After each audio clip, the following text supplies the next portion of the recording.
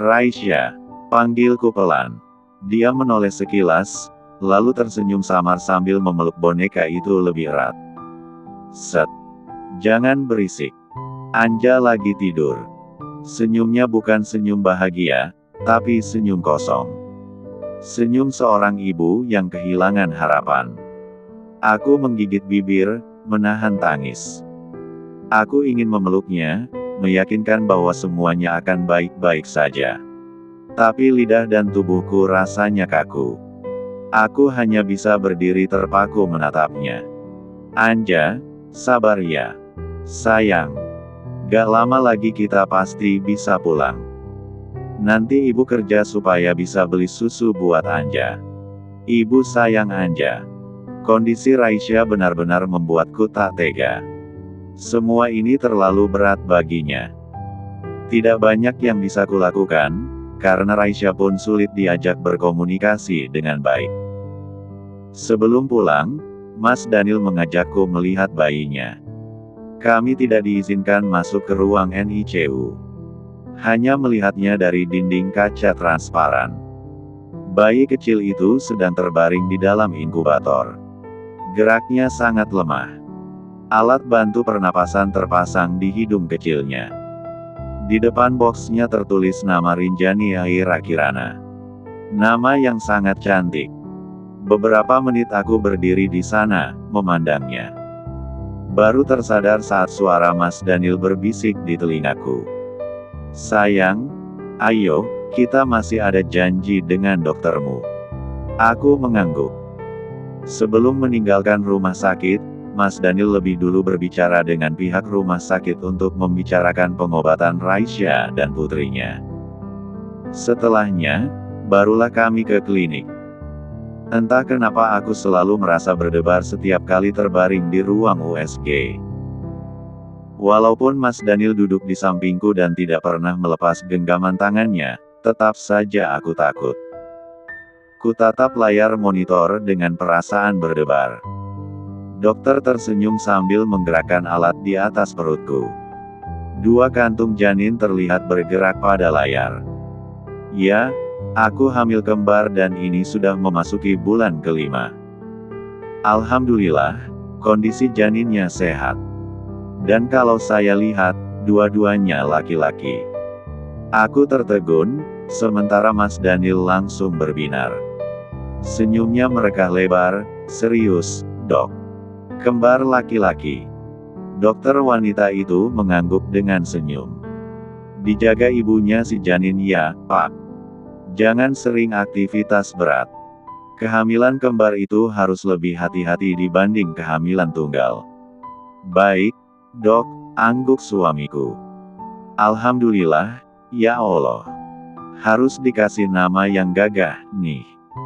Sayang, selamat ya, kita punya kembar cowok. Alhamdulillah. Kalau aku, apa aja, Mas. Asal mereka sehat dan lahir dengan selamat. Harus lahir selamat. Soalnya, adik-adiknya masih banyak yang mau nyusul. Aku mendengus, menepuk lengannya gemas. Kucubit sampai dia mengadu dan minta ampun. Yang dalam perut saja belum keluar sudah merencanakan adiknya. Dasar bapak-bapak. Ibu, apa ada keluhan lain selama kehamilan? Tanya sang dokter. Gak ada, dok. Alhamdulillah, semua nyaman. Makan juga enak. Gak mual. Aku menggeleng. Untungnya selama memasuki trimester kedua, aku tidak lagi merasakan mual dan gejala kehamilan lainnya. Yang merasakan justru Mas Daniel. Kadang dia mual di pagi hari, kadang dia merasa gerah di malam hari padahal kamar kami pakai AC. Kadang juga dia ngidam mau makan yang aneh-aneh. Kata bunda, ini karena dia sangat mencintaiku. Alhamdulillah kalau begitu. Di perjalanan pulang, aku hanya menatap keluar jendela. Kuusap perutku perlahan sambil membaca doa dalam hati untuk kedua putraku.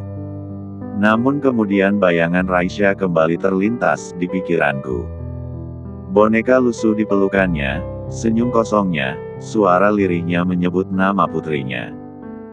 Sungguh, semua itu membuat hatiku perih. Mas. Suaraku pelan, memecah keheningan. Daniel melirik sebentar ke arahku, lalu kemudian kembali fokus mengemudi. Andai bisa, aku ingin sekali mengadopsi bayinya Raisya. Aku menelan ludah, menahan suara bergetar. Aku kasihan melihatnya. Anak itu gak salah, Mas. Mas Daniel terdiam.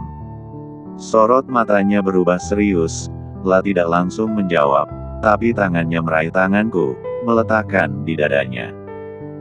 Aku paham niat baikmu. Tapi, dia masih punya ayah. Ada keluarganya yang lain.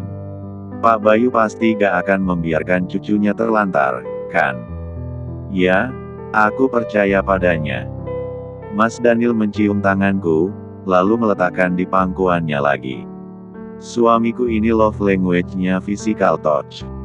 Dikit-dikit peluk dan C1. Kadang dia sampai mengsatugit pipiku kalau sudah sangat gemas. Nanti dedek bayinya dikasih nama apa, iya? Dengan polosnya aku bertanya. Kami memang belum menyiapkan nama, karena baru hari ini ketahuan jenis kelaminnya.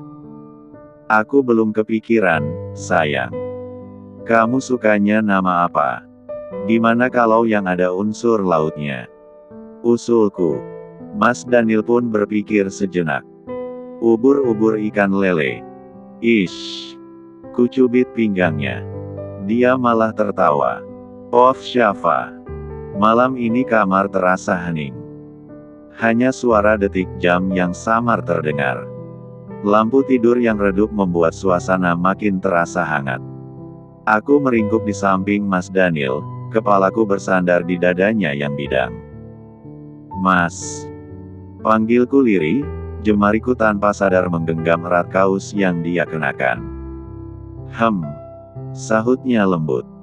Jemarinya mengusap pelan rambutku, membuatku semakin nyaman. Aku menelan ludah, lalu suara itu meluncur begitu saja dari bibirku. Aku masih kepikiran bayinya Raisya tadi, kasihan banget ya, Mas. Suaraku bergetar, seperti menahan tangis yang sedari tadi kupendam. Melihat bayi mungil tak berdosa itu terbaring lemah di inkubator tanpa siapapun peduli padanya, rasanya hatiku benar-benar ngilu. Tak kubayangkan jika itu terjadi pada bayiku. Mas Daniel menarik napas panjang, lalu mengecup pucuk kepalaku. Kayaknya efek kehamilan, jadinya kamu lebih sensitif dari biasanya. Aku mendongak pelan, menatap wajahnya. Sorot matanya serius, tapi tetap teduh. Melihat ayahnya menolaknya, rasanya hatiku sakit sekali. Sayang, kamu sudah cukup peduli dengan merasa kasihan, ucapnya pelan. Tapi, ingat, kamu juga bawa 2 nyawa kecil di sini. Tangannya mengusap perutku dengan hati-hati. Mereka butuh ibu yang kuat dan bahagia. Ingat kata dokter, ibu hamil yang sedih bisa mempengaruhi perkembangan janin. Hatiku mencelos. Kata-katanya menancap dalam. Aku menggigit bibirku, masih saja dikepung rasa bersalah. Aku mengerti, Mas. Maaf kalau aku berlebihan dan...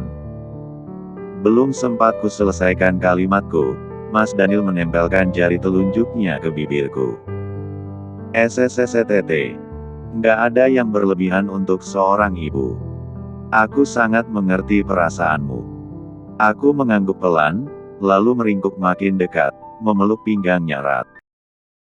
Dia membalas memelukku, tangannya yang hangat dan kokoh mendekapku semakin dalam. Mas. Panggilku manja, beberapa saat kemudian.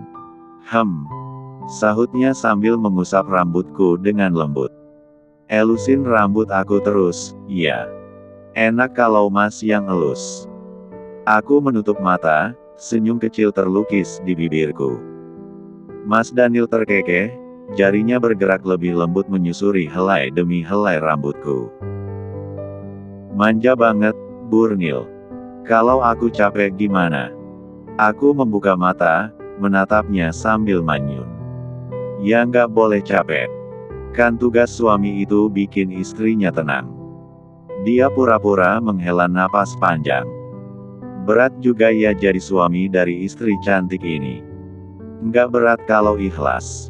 Nah, itu yang sulit. Aku spontan mencubit pinggangnya pelan.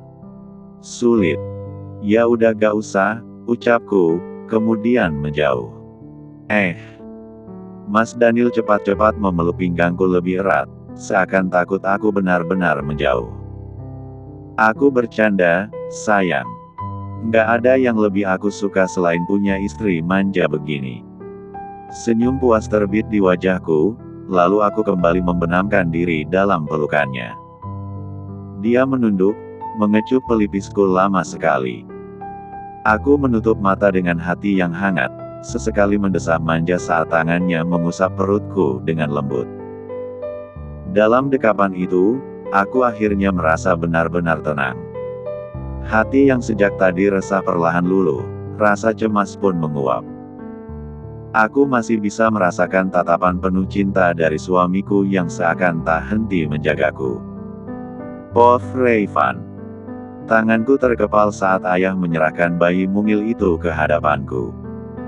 Suara tangisnya memenuhi ruang keluarga, menusuk telingaku, tapi bukan rasa sayang yang muncul, melainkan amarah. Jauhkan dia dari aku. Teriakku geram. Rayvan, jangan keras kepala. Lihat wajahnya, mirip sekali dengan kamu saat kecil dulu, ujar ayah, menatapku dengan sorot penuh harap. Aku melangkah mundur, menepis halus tangan ibuku yang mencoba mendekatkan bayi itu padaku. Bu, jangan ikut memaksaku. Anak itu bukan anakku. Ibu menatapku dengan mata berkaca. Rayvan, jangan begitu. Bagaimana kalau ternyata dia benar-benar anak kamu? Dia juga butuh ayahnya. Kulirik bayi itu beberapa saat. Tubuh kecilnya terbungkus selimut pink. Rambutnya tipis, kulitnya bersih agak kemerahan, tangannya bergerak lemah. Andai dia anakku, semuanya pasti akan berbeda. Tapi sayangnya, dia anaknya Raisya dengan laki-laki itu, aku menyela dengan suara meninggi. Perempuan itu sudah menghancurkan hidupku. Dia tega membohongiku, mempermalukan keluarga ini. Jangan pernah berharap aku akan mengakui anaknya. Bayi itu kembali menangis, seakan mengerti sedang ditolak. Tangisnya lirih, menusuk dada, tapi aku tetap memalingkan wajah. Berusaha menutup hatiku rapat-rapat untuknya. Kalau kamu tidak mau menyentuhnya, biar ibu yang rawat, kata ibu pelan, lalu menggendong bayi itu penuh kasih sayang. Ayah menghela napas panjang, wajahnya keras. Rayvan, kita bisa lakukan tes DNA kalau kamu masih ragu. Jangan sampai penyesalanmu datang terlambat. Aku mendengus, berbalik tanpa kata. Suara tangisan bayi itu masih terdengar di belakangku, bergema di telinga, seakan mengejar kemanapun aku pergi. Nggak perlu ada tes DNA. Hasilnya akan sia-sia saja. Lebih baik, kirim anak itu ke panti asuhan saja. Biar nggak jadi beban untuk kita. Rayvan. Suara ayah meninggi, tapi aku tidak peduli. Malamnya aku duduk sendirian di balkon. Gelas kopi di meja sudah dingin sejak lama, tapi entah kenapa tanganku tak kunjung meraihnya.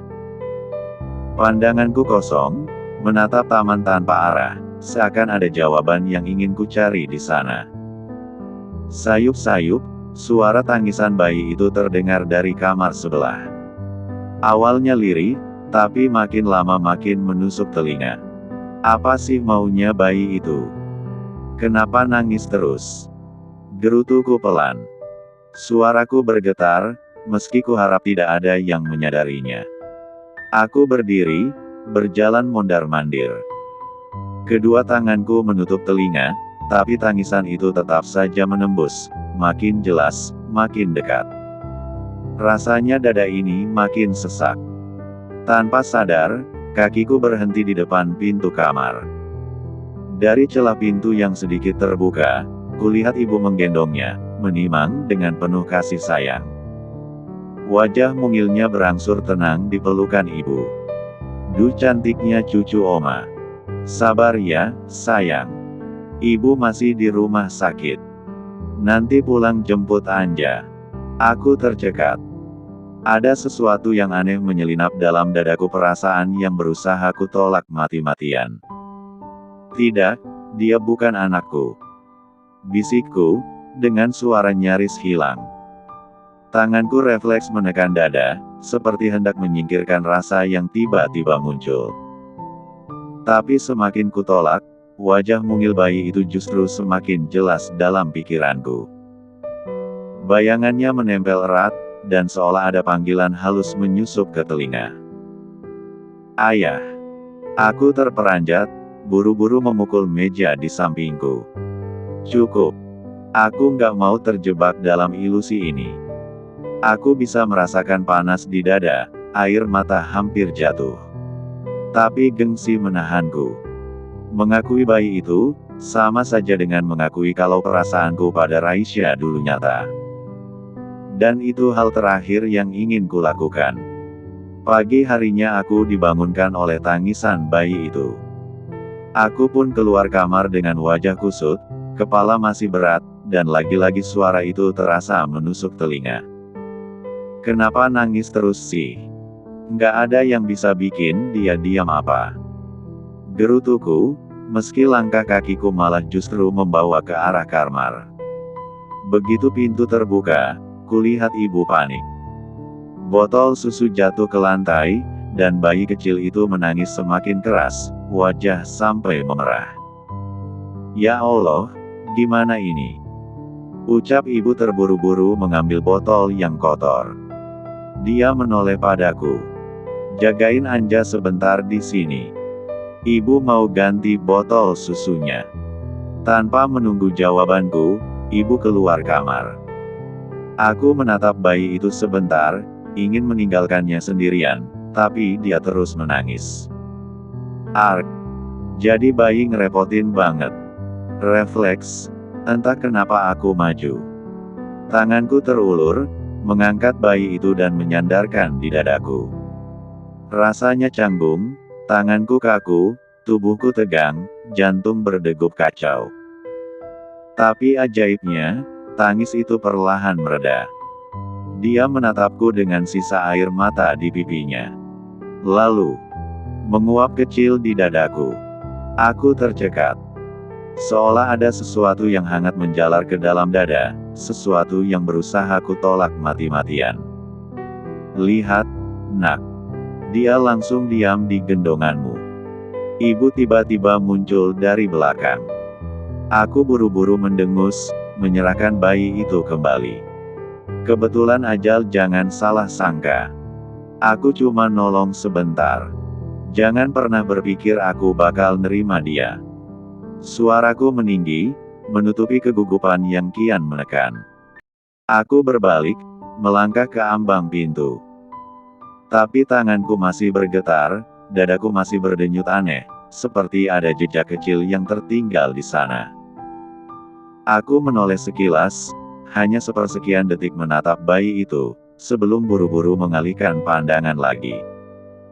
Bibirku bergetar, gumamku nyaris tak terdengar. Bukan anakku.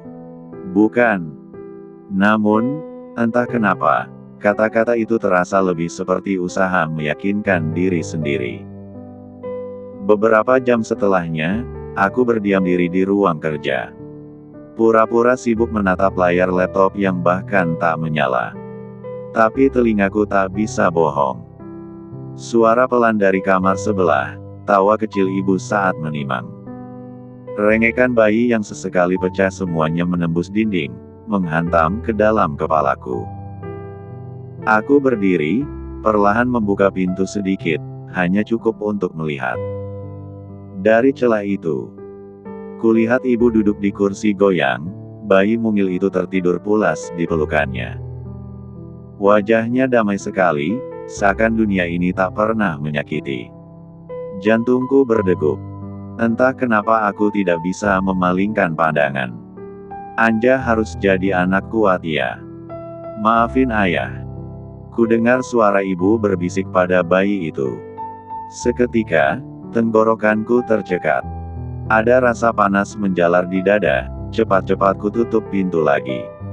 Aku bersandar pada dinding, meremas rambutku sendiri. Jangan bodoh, Rayvan. Jangan terjebak. Dia bukan anakmu. Tapi bayangan wajah mungil itu, saat tadi diam di gendonganku, terus saja menghantui.